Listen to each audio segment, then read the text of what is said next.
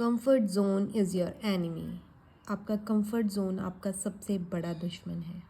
A comfort zone is a beautiful place but nothing ever grows there.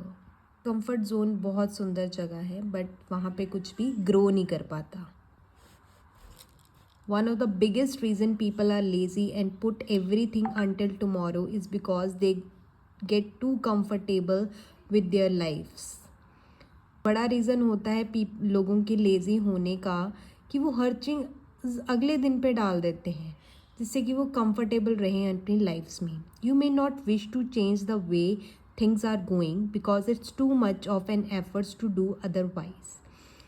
आप मतलब शायद change करना ही नहीं चाहते हैं चीज़ों को, और जैसे चल रही हैं उनमें मतलब ज़्यादा एफर्ट्स नहीं डालना चाहते हैं। That's an easy option but it doesn't lead to the growth that you want. वो एक ईजी ऑप्शन हो सकता है पर आपको ग्रोथ की तरफ, जो ग्रोथ आप चाहते हैं अपनी लाइफ में, उसकी तरफ वो आपको कभी नहीं लेके जाएगा। Growth demands that you step out of your comfort zone and do the hard things. Growth अगर आपको ज़िंदगी में चाहिए तो वो डिमांड करती है कि आप अपने कंफर्ट जोन से बाहर आएँ और हार्ड थिंग्स करें। It's easy to spend all your free time watching movies and scrolling through your social media feed all day, but that's not meaningful. ये बहुत ईजी है कि सारा दिन फ्री रहना है, मूवीज़ को देखना है, सोशल मीडिया स्क्रॉल करना है, बट इनका कोई मीनिंग नहीं है लाइफ में। बस यही करते रहना है। फिर your body and your knows you are wasting your time. That's why you feel so bad after spending time doing nothing instead of being engaged in something meaningful. आपकी ब्रेन को बहुत अच्छे से पता होता है, बुक में राइटर ये कहना चाहते हैं कि आपके ब्रेन को बहुत अच्छे से पता होता है। तभी तो आप जब बहुत देर आप स्क्रॉल करके देख लेना इंटरनेट पे, इंस्टाग्राम, फेसबुक पे, आप बाद में ऐसे वो करोगे रिग्रेट सा, यार मैं कुछ और ही कर लेता, मैं कुछ मीनिंगफुल कर लेता। तो यही राइटर कह रहे हैं, the lethargic you experience drain you of an inclination to get up and start actively engaging in life. Lethargic रह के आप लेथार्जिक एक्सपीरियंस करेंगे उतना ही आपके इंक्लाइनेशन को मतलब की तरफ आप नहीं जाएंगे। So get up and start actively engaging in life. अपनी लाइफ में एक्टिवली एंगेज होना शुरू करिए। When this happens nothing is going to change automatically. जब ये होगा कि आप अपनी लाइफ में एक्टिवली पार्टिसिपेट करने लगेंगे तो ऐसा नहीं होगा कि एकदम से ऑटोमेटिकली सब कुछ होने लग जाएगा। You need to push past that cozy comfort zone inertia and start to make things happen. आपको पुश करना पड़ेगा और अपने कोजी कंफर्ट जोन से बाहर आना पड़ेगा जिससे कि चीज़ें हों, स्टार्ट हों। After leaving their comfort zone nobody says that they wish they stayed there. Keep it simple. Wherever you are trying to attempt something new, try to keep it as simple as possible. कोई नई चीज़ attempt करने लगे तो उसको एकदम as simple as possible रखें, उसको tough ना बनाएं। Trying to do too much can have a boomerang effect, bringing you back to the earth with a थर्ड। कई बार क्या करते हैं ना, एकदम एक्टिव हो जाते हैं फिर कि हाँ अब तो हम ऐसा कर देंगे, वैसा कर देंगे, ये कर देंगे, वो कर, तो उससे क्या होता है हमारी लाइफ में एक बूमरैंग इफेक्ट होता है। हम बैक टू वैसे ही हो जाता है फिर कि यार एकदम से ज़्यादा एफर्ट्स डाल देंगे तो हमसे वो चीज़ नहीं होती है, फिर हम लोग थक के वैसे ही बैठ जाते हैं। The less complicated you keep things the better. जितना आप चीज़ों को लेस कॉम्प्लिकेटेड रखेंगे उतनी ही चीज़ें आसान होंगी। Obsessing about all the things that can go wrong will also backfire leading you to retreat into doing nothing. मतलब अगर आप एकदम से ज़्यादा ऑब्सेस होके चीज़ करेंगे ना तो वो आपको बैकफायर भी कर सकता है, हमेशा याद रखें। तो इसलिए छोटे छोटे एफर्ट्स लेके चीज़ों को करें। Most of the time things don't go as badly as you may think, but you won't know that until you give it a गो।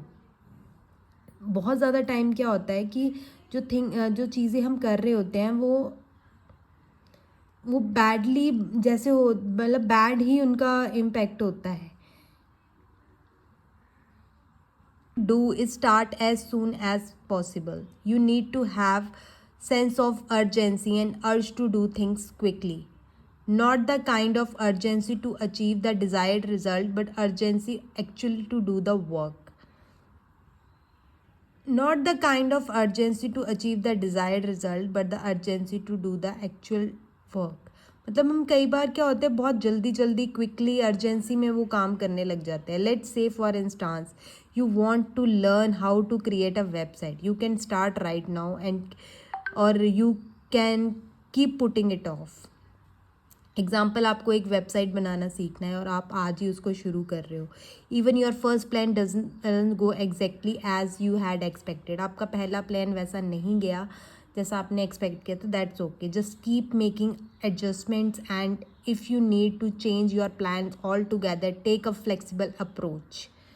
ठीक है. और फिर भी आपने कभी हार नहीं माननी, आपने एडजस्टमेंट्स करने की पूरी कोशिश करनी है. Need to change your plan, अपने प्लान में चेंजेस लाने हैं, फ्लेक्सिबल अप्रोच लेके आना है. Do whatever it is you wish to do as soon as possible.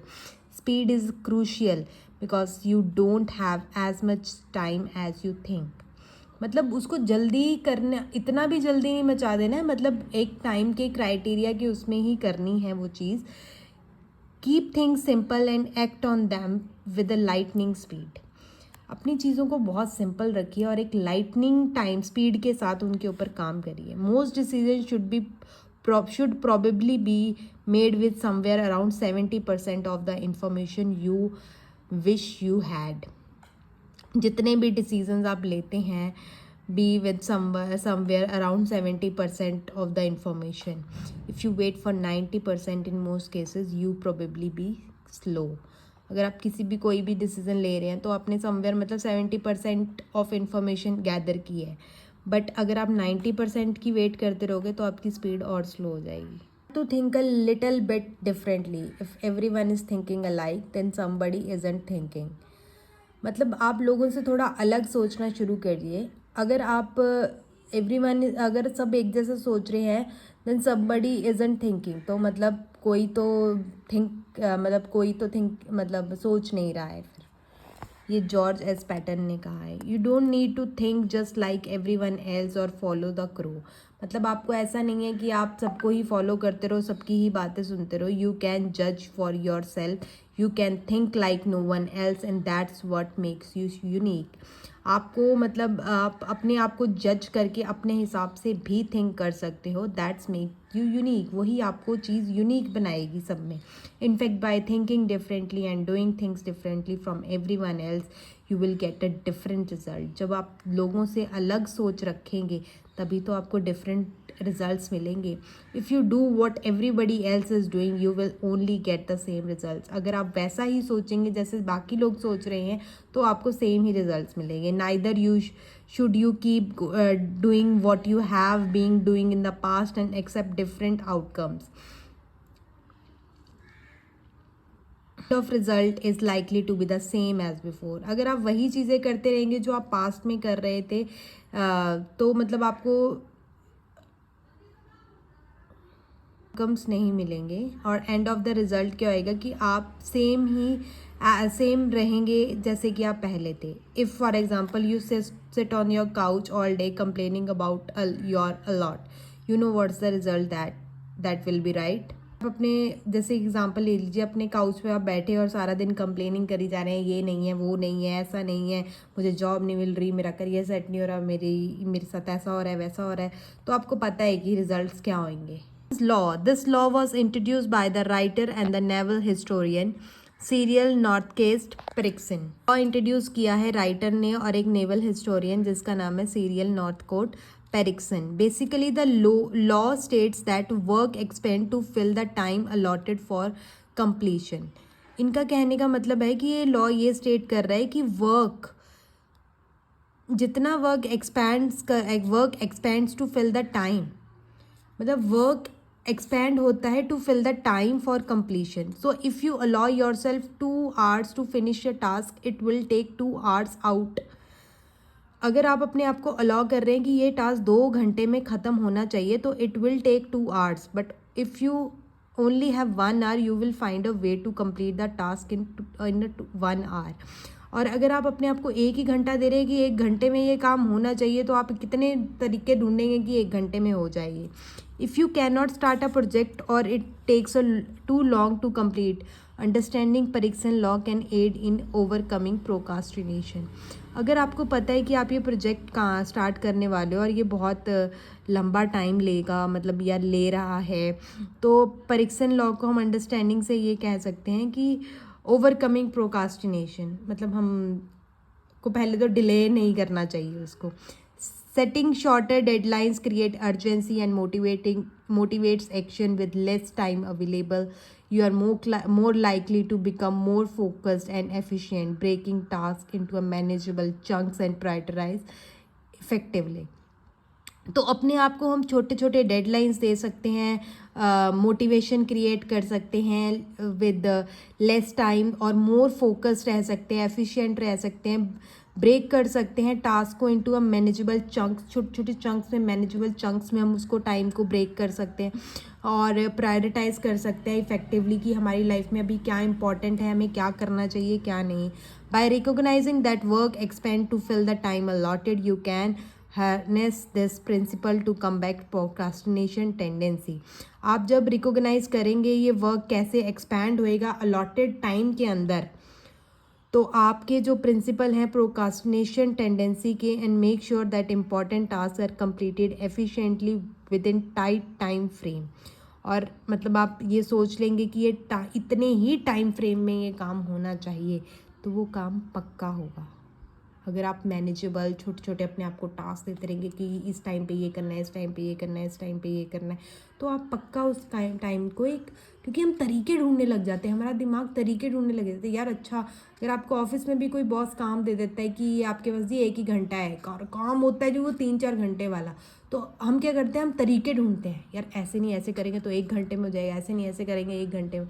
तो ऐसे करके हमारा जो दिमाग होता है ना, ह्यूमन माइंड, वो खुद ही चीज़ों को ढूंढने लग जाता है, और फिर हम अपने आप को उसी टाइम में, मतलब अपने आप का काम सारा डिवाइड करके और करके भी देते हैं। Clear goal, it's important to set a clear goal that are both possible and can be achieved quickly. बहुत इंपॉर्टेंट है क्लियर गोल्स को सेट कर लेना दैट आर बोथ, और जो पॉसिबल हैं achieved quickly. Setting huge ambitious goal isn't bad, but a problem is you are a super lazy. आप ना एक बड़ा ही तगड़ा सा गोल अपनी लाइफ में कोई सेट कर लेते हैं, पर क्या है, आप हो super lazy, you won't work towards the goal because it would seem hard and impossible to achieve. ठीक है, अब बट आप उस गोल को अचीव नहीं कर पाओगे क्योंकि वो बहुत हार्ड है, इम्पॉसिबल है अचीव कर। That's why at the start you should set a small easy goal that can be achieve. इसीलिए पहले शुरुआत में आपको छोटे छोटे गोल्स बनाने चाहिए जिनको आप अचीव कर सकें। Goal should also be clear. For example, a clear goal is wanting to lose 2 kilograms. Goals आपके छोटे होने चाहिए, क्लियर होने चाहिए, जैसे कि आप सोचते हो कि 2 किलो लूज़ करना है in 1 month. An unclear goal is simply wanting to lose weight. और जो अनक्लियर गोल होता है उसका मतलब क्या होता है, जी हाँ मेरे को तो भी वेट लॉस करना है बस। A goal that can not be measured and has no time duration is not a goal. जिस गोल में एक पर्टिकुलर टाइम पीरियड नहीं है और मेजरेशन नहीं है, वो एक मतलब वो गोल है ही नहीं। It's like expecting a miracle to happen. उसका मतलब ये होता है कि हम एक मिरेकल देख रहे हैं कि जी कब हो जाएगा मिरेकल और हम एकदम पतले हो जाएंगे, तो वो गोल नहीं होता। तो छोटे छोटे गोल्स रखिए, 1 किलो लूज़ करना है 1 हफ्ते के अंदर, 2 हफ्ते के अंदर 2 किलो लूज़ करना है, ऐसे करके। ऐसे अगर आप बोलने लग जाओ कि जी हाँ मेरे को तो इस हफ्ते के अंदर अंदर 15-20 किलो लूज़ कर लेना है, तो वो पॉसिबल नहीं है, मर जाओगे भूखे रह के। Write down your goals. It's a good idea to write down your goals on a paper, and if you don't usually do so, now is the time to start। बहुत अच्छा टाइम है, एक बहुत अच्छा आइडिया है कि अपने goals को लिखना शुरू कीजिए।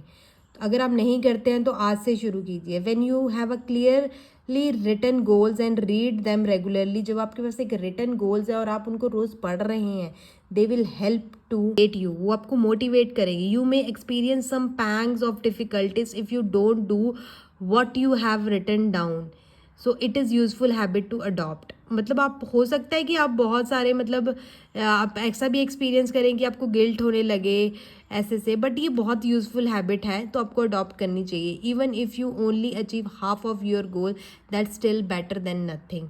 अगर आप अपने गोल के आधा भी अचीव कर पा रहे हैं तो भी वो कुछ तो अचीव कर रहे हैं ना आप, rather than sitting on the couch and thinking कि हाँ भाई मैं 10 किलो लूज़ करने वाला था। अगर आप उसमें से 1 किलो भी लूज़ कर रहे हैं तो आप कुछ तो लूज़ कर रहे हो ना। मतलब वेट की मैं बात कर रही हूँ। अगर आप सोच रहे हो कि जी मैंने इतना सिलेबस ख़त्म कर लेना था 1 हफ्ते के अंदर, पर नहीं कर पाया किसी कारणवश, पर कुछ तो मैंने सिलेबस ख़त्म किया ना। ऐसा तो नहीं है कि कुछ भी नहीं किया। सो ऐसा होना चाहिए कि आप अपनी चीज़ों को लिख के रखें और उनको पढ़ें, और जिससे आपको याद रहे कि ये करना था वो करना था। Don't over complicate the things. अपनी लाइफ को और मतलब चीज़ों को ज़्यादा ओवर कॉम्प्लिकेट ना कर ले। I am not a big fan of all the various apps people use to measure their productivity, although some people may find them useful. If you don't need any app to focus on your goals. All you need are two things, a pen और a paper. मतलब यहाँ पे ये कहना चाह रहा है कि आपको मेजर करके रखना चाहिए, बट कह रहा है कि कुछ लोग होते हैं जो ऐप्स के थ्रू मतलब अपनी प्रोडक्टिविटी को मेजर करते हैं, वो हो सकता है उन लोगों के लिए हेल्पफुल हो, बट मैं तो यही कहूँगा कि एक पेन पेपर के ऊपर आप लोग लिखना शुरू करें। That's it. Why over complicate simple stuff? Spending so much time on apps can actually be a waste of time. जब आप एक ऐप के ऊपर बहुत ज़्यादा वक्त लगाने लगते हो तो वो वेस्ट ऑफ टाइम भी होता है।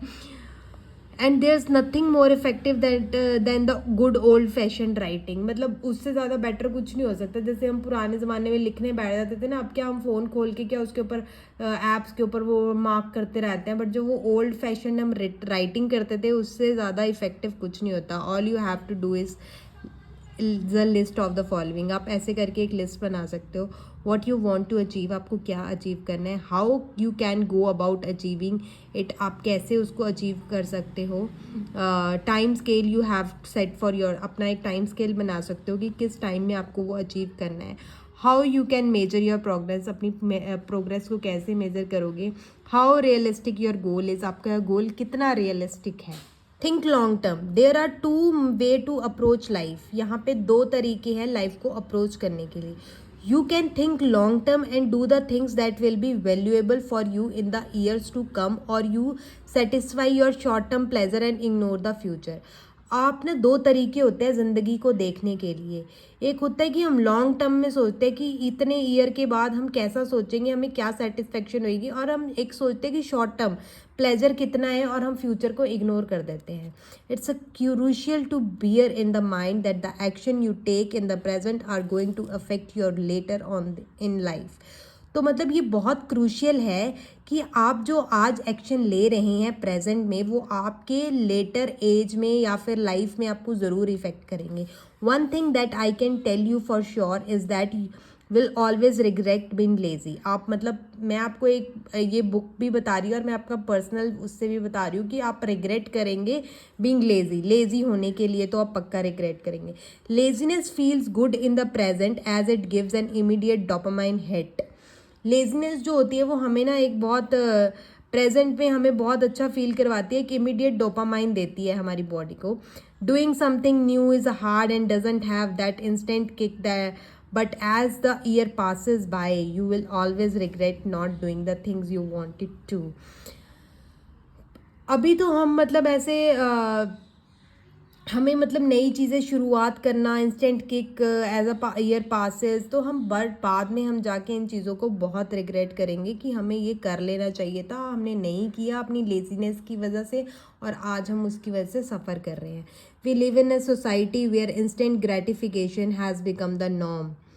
मतलब आज के हम उस सोसाइटी में रहते हैं कि एक इंस्टेंट ग्रेटिफिकेशन हमारे लिए बहुत एक नॉर्म बन गया है। Everyone wants everything and they want it now. हर किसी को हर चीज़ चाहिए और अभी के अभी चाहिए। While that may be okay in some respect, the real कुछ मतलब दैट इज़ ओके, कुछ एक एस्पेक्ट्स में वो ठीक है। While that may be okay in some respect, the reality is that surviving to achieve anything of value takes time and effort.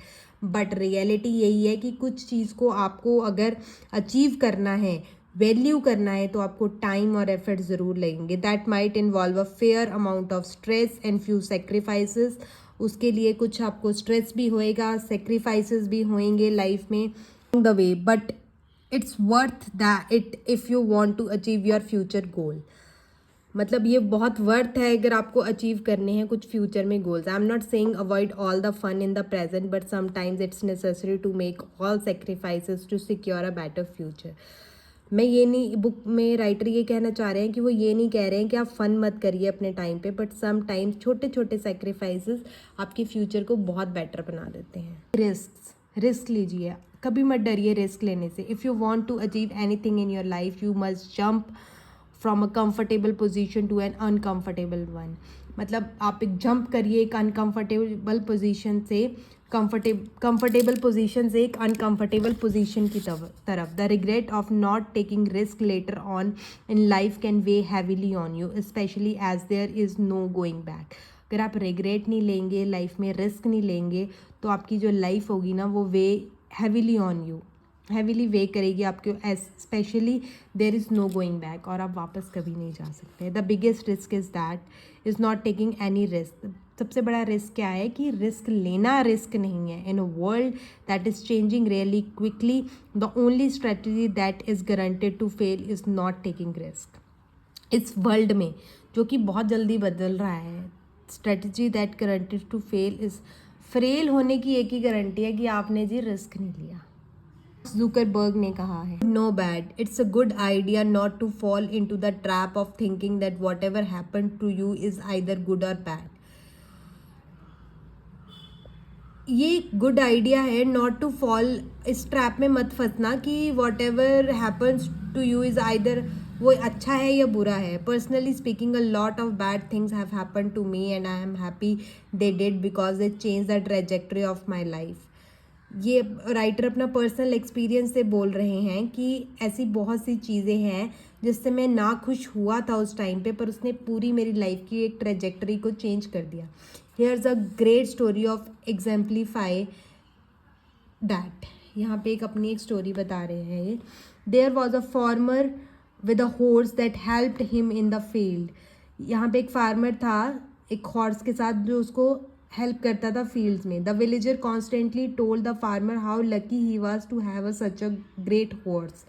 Villagers जो थे आसपास के लोग वो फार्मर को बहुत बार बोलते थे कि तुम कितने लकी हो, तुम्हारे पास इतना अच्छा घोड़ा है. Maybe he would reply, one day the horse ran away. एक दिन वो घोड़ा भाग गया कहीं. The villagers come to farmer to express their sympathies that too bad. तो विलेजर्स आए उस फार्मर के पास अपनी सिंपैथी दिखाने लगे कि बहुत बुरा हुआ. The villager said may be. The farmer replied, farmer ने कहा कि शायद बुरा हुआ. Few days the horse return home with a 10 strong wild horses.